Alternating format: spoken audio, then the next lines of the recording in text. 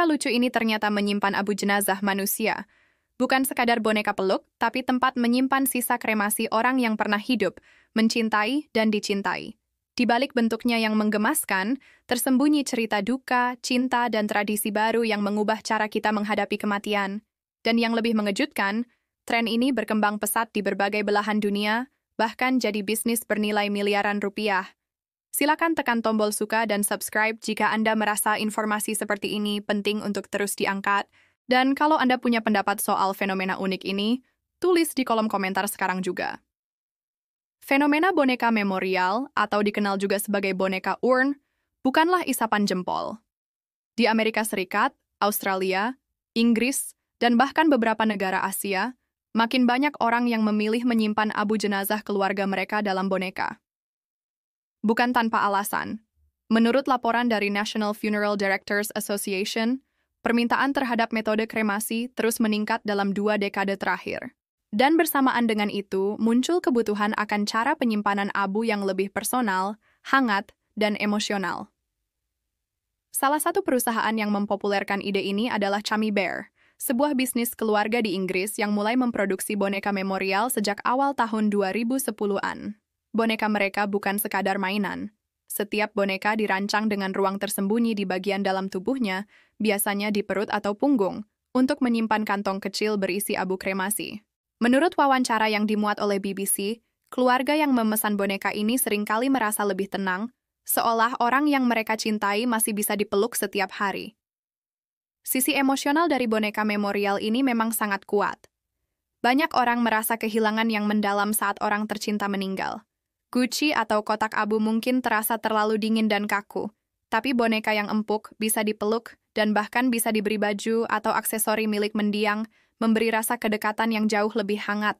Menurut psikolog dari American Psychological Association, bentuk memorial seperti ini dapat membantu proses berduka menjadi lebih ringan dan lebih manusiawi. Namun, di balik nilai emosional itu, ada sisi bisnis yang tidak bisa diabaikan. Berdasarkan data dari Grandview Research, industri layanan memorial pribadi bernilai lebih dari 20 miliar dolar Amerika setiap tahunnya. Dan boneka memorial adalah bagian kecil namun berkembang dari pasar tersebut. Perusahaan-perusahaan seperti Huggable Urns di Amerika menawarkan berbagai bentuk boneka mulai dari beruang, kucing, hingga karakter custom. Bahkan ada pilihan untuk menambahkan suara rekaman mendiang ke dalam boneka, menjadikannya benda kenangan yang sangat personal. Selain itu, boneka memorial juga mulai menjadi bagian dari budaya populer. Di berbagai forum seperti Reddit dan TikTok, muncul video dan cerita dari orang-orang yang membagikan pengalaman mereka, memiliki boneka abu orang tua, pasangan, bahkan anak mereka yang telah meninggal. Beberapa dari mereka mengaku boneka itu membantu mereka tidur, mengurangi rasa cemas, atau sekadar memberi kenyamanan di hari-hari berat. Namun tentu saja, fenomena ini tidak lepas dari kontroversi. Ada yang menganggap praktik ini sebagai bentuk ketidakhormatan terhadap orang yang sudah meninggal. Beberapa kalangan religius bahkan menyebutnya tidak etis atau menyimpang dari norma pemakaman yang sakral. Di sisi lain, para pendukungnya mengatakan bahwa ini adalah bentuk cinta yang tak biasa, tetapi sangat tulus dan manusiawi. Di Jepang, misalnya, sudah sejak lama dikenal praktik membuat boneka atau patung dari abu orang meninggal. Salah satunya adalah patung mini bernama Soseki, yang dibentuk menyerupai mendiang dari campuran abu kremasi dan tanah liat. Patung ini bisa diletakkan di altar rumah atau tempat ibadah keluarga. Menurut laporan dari Japan Times, tren ini meningkat seiring gaya hidup masyarakat urban yang tidak lagi punya ruang atau waktu untuk merawat makam tradisional. Hal serupa juga mulai terlihat di Korea Selatan. Di sana, abu jenazah bisa dijadikan kristal berwarna indah yang disebut memorial stones, dan disimpan dalam boneka kaca atau guci dekoratif yang menyerupai karya seni. Banyak keluarga memilih cara ini karena lebih praktis, bersih, dan tetap menjaga kenangan. Sementara itu, di Indonesia, meski praktik seperti ini belum populer secara umum, beberapa kasus telah dilaporkan secara terbatas.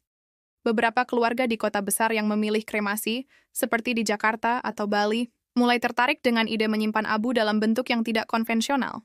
Bahkan, ada toko daring yang menawarkan boneka memorial impor untuk kalangan tertentu. Menurut seorang pengusaha jasa kremasi di Jakarta, permintaan untuk bentuk penyimpanan abu yang unik memang meningkat dalam 5 tahun terakhir. Ia menyebut bahwa sebagian besar kliennya berasal dari kalangan muda dan menengah ke atas, yang ingin mengenang orang tuanya dengan cara yang lebih pribadi dan modern. Meski belum ada regulasi khusus tentang boneka memorial di Indonesia, tidak ada larangan tegas selama tidak melanggar hukum atau norma masyarakat setempat. Fakta menarik lainnya datang dari Kanada, di mana seorang seniman bernama Adrienne Crow menciptakan boneka memorial yang menyerupai wajah mendiang berdasarkan foto. Boneka ini tidak hanya menyimpan abu, tapi juga menampilkan bentuk visual yang menyerupai wajah orang yang telah tiada. Ia menyebut karyanya sebagai boneka kenangan, bukan hanya boneka biasa. Beberapa ahli menyarankan agar praktik seperti ini diperlakukan dengan hati-hati, terutama jika dihadapkan pada anak-anak. Anak yang kehilangan orang tua atau saudara mungkin merasa bingung jika diberitahu bahwa boneka yang mereka peluk setiap hari berisi abu jenazah.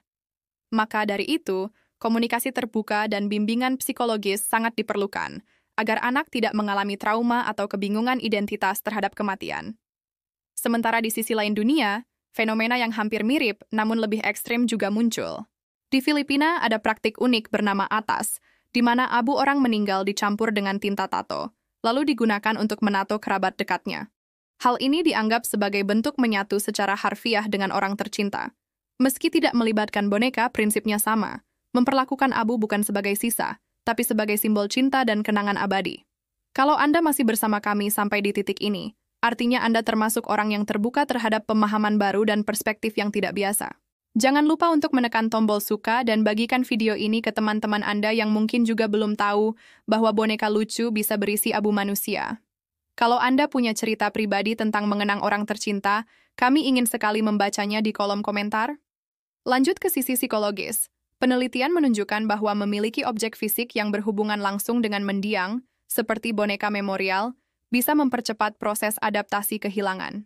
Dalam jurnal Death Studies yang diterbitkan oleh Taylor and Francis, disebutkan bahwa benda memorial dapat membantu memperkuat ingatan positif terhadap orang yang meninggal, mengurangi rasa bersalah, dan bahkan menghindarkan dari depresi berkepanjangan. Namun, tentu tidak semua orang cocok dengan cara ini. Ada yang memilih untuk melepaskan semua bentuk kenangan fisik, agar bisa move on sepenuhnya. Dan itu juga sah-sah saja. Tapi penting untuk disadari bahwa dalam dunia yang semakin beragam dan terbuka, cara kita mengenang, berduka, dan mencintai tak lagi harus seragam. Boneka memorial hanyalah salah satu bentuk dari ekspresi cinta yang tak bisa lagi diucapkan langsung. Ia adalah simbol keterikatan manusia yang tidak selesai hanya karena napas berhenti. Ia bicara lewat pelukan, lewat diam, dan lewat rasa kehilangan yang tak pernah benar-benar hilang.